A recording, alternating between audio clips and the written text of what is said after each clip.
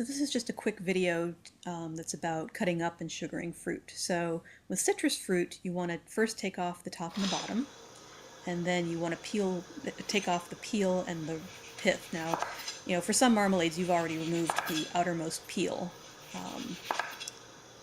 but you want to make sure to get all of the pith off, because it'll become hard and very bitter inside your marmalade if you don't remove it.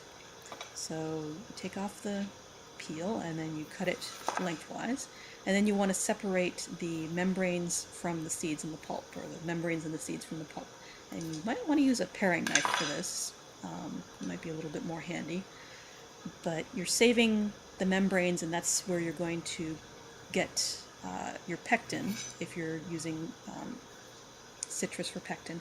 Now, I've found that with sour fruit it's a lot easier to section it this way, because the membrane and the fruit don't cling to each other quite as much as they do with sweet fruits. This is a much more difficult process with, say, navel oranges or blood oranges or sweet grapefruit.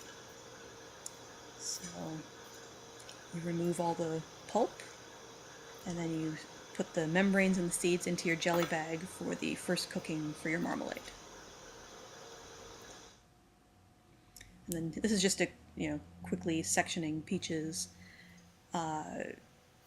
What I'm showing here, these are freestone peaches, so they're relatively easy to pull apart. If this was a cling peach, you'd want to kind of visualize in where the pit is inside, and then kind of cut around it initially. But anyway, this is freestone and very easy. I usually tend to leave the peel on in my jams, and that's because the peel contains a lot of flavors that the pulp just doesn't have. So here I'm taking off that little bit that's right next to the pit, because it's kind of bitter, and I don't want to leave it in there. I learned that trick from Cooks Illustrated.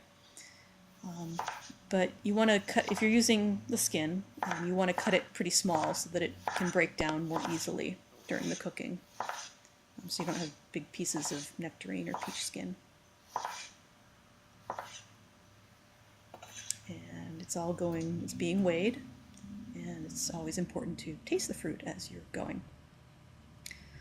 So the next step is just to add sugar, and I'm just doing this on the scale so that I can keep track of, by weight, of how much sugar is going in. And then you want to leave this for several hours, or preferably overnight, so that the sugar and the fruit have time to meld together. And this is just doing the same thing with blackberries.